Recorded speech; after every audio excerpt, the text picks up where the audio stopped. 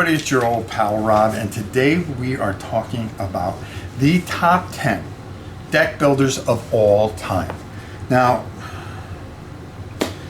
this list I came up with because I've been playing a lot of deck builders, and I rarely do it online, but I wanted to I started thinking, I go, I never done a list like this, so why don't we do something a little special and do one. So without further ado, why don't we get right to it. I'm not going to explain the games too much or anything like that, but I am definitely going to talk about why I really love these particular games and what they mean to me. So without further ado, let's get started. At number 10 is Legendary. I really like this, and I like how it flows and everything like that. The thing that always got me is, being a comic book collector, I hated the art. I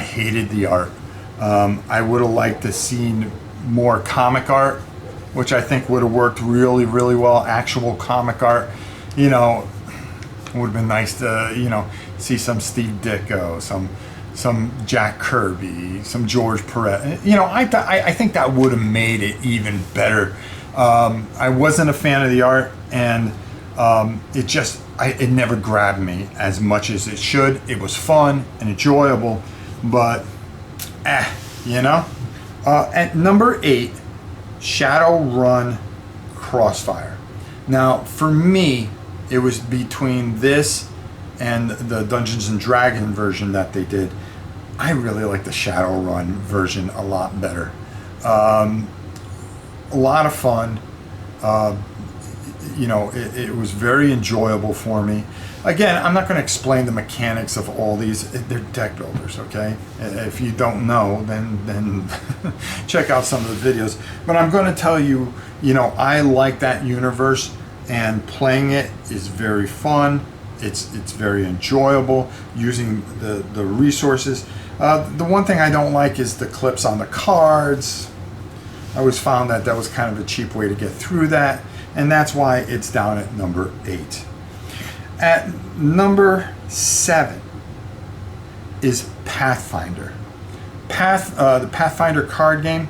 I consider this a deck builder because as you're going through and you're closing off these sections, and there's certain things that you are adding to your deck, and then when you finish the adventure, you are going to add more things to your deck, and you're going to try to strengthen your deck to face the next quest.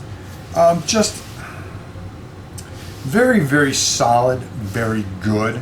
And one of those games I really enjoyed. The first one, which is Rise of the Rune Lord. I think I have it here somewhere. Oh, there it is. Rise of the Rune Lords. It's one I've yet to finish, and I have the other ones. I need to finish. I need to get to those. But I really like this game. I'll break it out and I'll start the first 2 adventures, and then I get stuck doing a million other things and I never get back to it. But I keep on coming back and playing it. And you can save your character, and like an idiot, I start the whole thing over again. At number 6 is Aeon's End. Now, the reason this is at number 6 is this is a really great game, and the thing I like about it is that when you discard your cards and you add things, when you're adding things, it's how they pile up, and then you don't shuffle, you flip it over. So you have kind of an idea how your cards and your resources and everything that you're going to need is going to go. Very solid game. I played the first one 1,000 times. The reason this is down at 6 is I have a whole bunch of all the different, like I have the Legacy. I have Legacy of Greyhole, which is the camera is sitting on right now. And a couple of other of the expansions and things like that, or different games, and they're still in shrink wrap. I keep on going back to the original. I need to play those other ones, and I think it'll go higher after doing that. At number 5 is Mage Knight. Mage Knight is one of my favorite games of all time. I really love this game.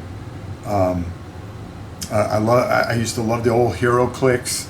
when you played Mage Knight, the old clicks and stuff like that. And then when you came out with this, and you know, you kind of start your deck building and trying to you know, get certain things in there so you can get your movement and your attack and everything else. Just a great adventure game, an older game that really still holds up today. If you have a chance to get the Ultimate Mage Knight box set, I really suggest you do that and see what everybody talks about. Check out some of Ricky Royal's videos on it, and you're going to find that this is a tremendously great game, and that is absolutely fantastic. At number 4 for me is Thunderstone Quest. Thunderstone Quest is I liked Thunderstone, but when they came out with the Quest version, I really enjoy how you work your way down. It keeps a lot of the old elements, and I really enjoy it as much as I do Thunderstone. It was one of the original ones that I had played, and it evolved, and I enjoy it immensely. And at number 4 is Thunderstone Quest. At number 3 is Ascension. Ascension is fantastic. And then, you know, you also have Ascension Tactics, which is really cool. And another old game that evolved with time. And I think that's what you have to do with these, is evolve.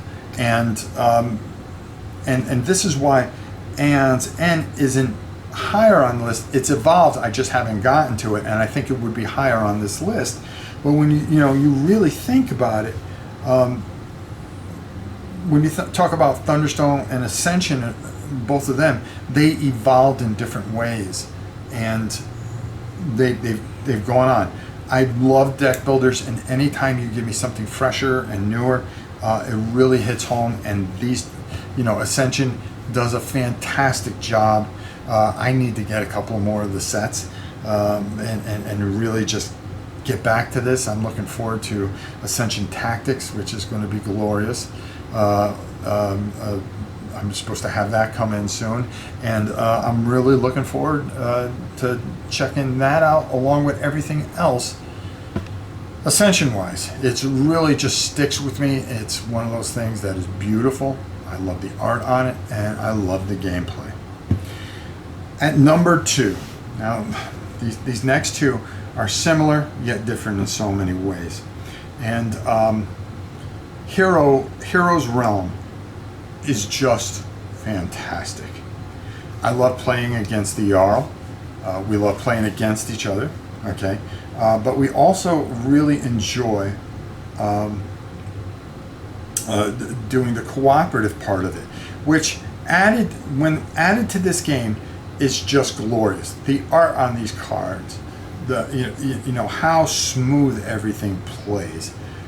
Hero Realms is just another thing where you take a deck builder and you just kind of bring it to the forefront and into the future, and really you turn it from PvP to this whole really spectacular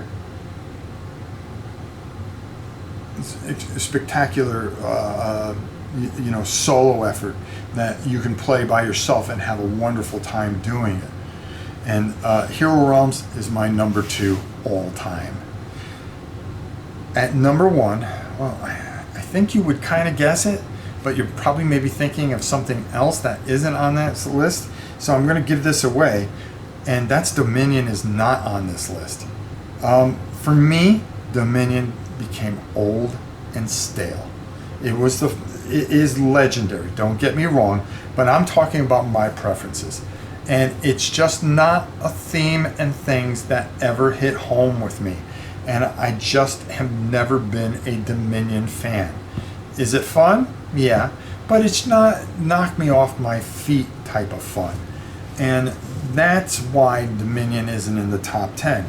Is it around 13, 14? Yeah, I'd probably go that far. But it is not a top 10 game for me. And that's why at number 1 is Star Realms. I love Star Realms. I've played it a million times. One of my favorite playthroughs is watching Dale, the casual gamer. Nobody does deck builders better than Dale. Dale is just a master at it. He can make anything look interesting. He can make a statue look interesting. But I fell in love with this game, and I enjoy watching his playthroughs when he does it. And one of my favorite things about this game is doing the boss challenges. When I have nothing, when I want to just do something and just have a quick, fun experience, it's Star Realms Dimensional Horror, okay? And I play it on super hard mode, and I get my butt kicked every time, and I'm looking to beat the Dimensional Horror, okay? I will beat that Dimensional Horror one day, okay? And for me, I love everything about this. I'm a big sci-fi guy. I love the art, the beautiful ships. Everything that this has and portrays is absolutely exquisite. It is beautiful beyond words. The same thing with Hero Realms. The thing that just wins out, as much as I love fantasy, I'm a bigger sci-fi guy, and this just hits all my buttons, and all the different factions, the different things they come out, and you know, everything that they come out with, I make sure I get. And White Wizard does a fantastic job. My 1-2 are the White Wizard, and a fantastic game, Star Realms, and then Hero Realms. I absolutely love these games. And again, you guys may love something differently, but for me, it is unequivocally, it is, you know, just my opinion. That doesn't mean anything, but these are just games that for me I constantly go back to and experience and enjoy immensely. So, do you agree? Do you disagree? I wouldn't blame you either way, but that's my list. Top 10 deck builders of all time according to Rob's favorites. That's it. That's the only way I could put it. All right. I would love to see what you guys think in the comments. And until next time, it's your old pal Rob. We'll see you soon, everybody.